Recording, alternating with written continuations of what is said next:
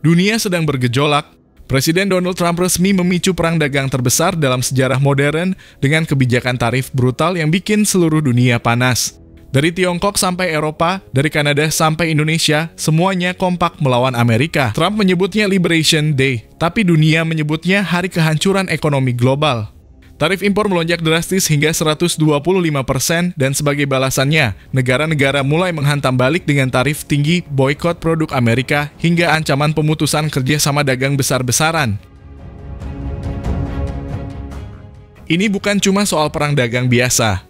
Ini bisa jadi jalan tol menuju kebangkrutan Amerika. Pasar saham Amerika sudah mulai rontok, investor besar mulai angkat tangan, dan The Fed pun angkat bicara soal bahaya resesi. Kalau kondisi ini terus berlanjut, bukan cuma negara berkembang yang menderita, tapi ekonomi Amerika sendiri bisa meledak dari dalam.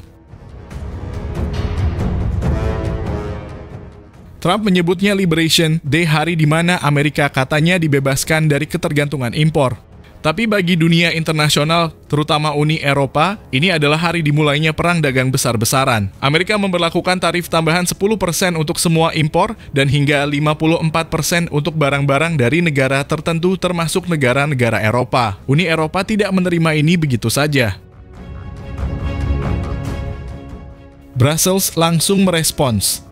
Alih-alih mengecilkan kepala, Uni Eropa menyusun langkah-langkah balasan senilai 21 miliar euro. Tarif pembalasan ini mencakup produk-produk ikonik Amerika seperti motor Harley-Davidson, jeans Levi's, hingga bourbon Kentucky. Eropa mengirim pesan keras kalau Amerika mau main kasar, mereka juga siap main keras.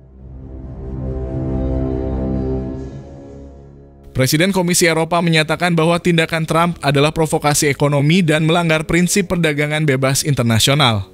Mereka bahkan sedang mempertimbangkan membawa Amerika ke Organisasi Perdagangan Dunia sambil tetap mempersiapkan sanksi langsung yang bisa memukul balik ekonomi Amerika dalam jangka pendek dan panjang. Eropa sadar mereka bukan sekadar korban, mereka punya kekuatan untuk melawan.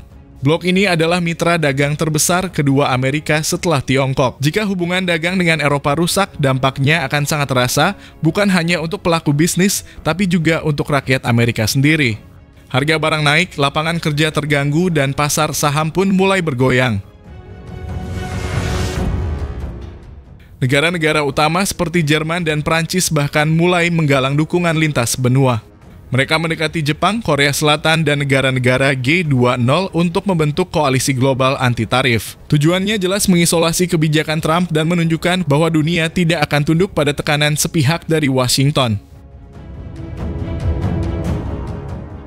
Sementara itu, para ekonom Eropa memperingatkan bahwa kebijakan ini bisa memicu krisis ekonomi global jika terus berlanjut. Mereka menyebut langkah Trump sebagai bentuk populisme ekonomi berbahaya yang justru bisa menjadi bumerang bagi Amerika sendiri. Bahkan beberapa pejabat Eropa menyebut ini sebagai strategi bunuh diri ekonomi.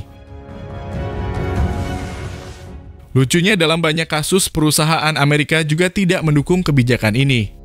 Banyak dari mereka justru mengandalkan pasar Eropa sebagai pasar ekspor utama. Jika balasan tarif dari Eropa semakin keras, perusahaan-perusahaan ini akan kehilangan jutaan dolar dan bahkan terpaksa merumahkan karyawan mereka. Jadi, siapa sebenarnya yang dirugikan?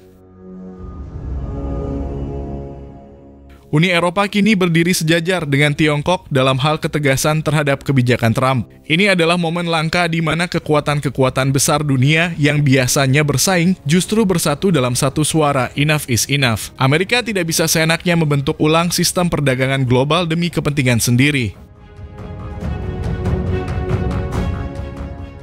Pertanyaannya sekarang, seberapa lama Trump bisa mempertahankan kebijakan ini sebelum tekanan dari luar dan dari dalam negerinya sendiri memaksa dia untuk mundur? Dan apakah Uni Eropa akan terus meningkatkan tekanan atau justru akan mencari celah diplomasi? Lalu bagaimana posisi Indonesia? Apakah tidak ambil peluang di tengah krisis ini? Satu hal yang pasti, perang tarif belum selesai dan Eropa sudah masuk ke medan tempur dengan kepala tegak.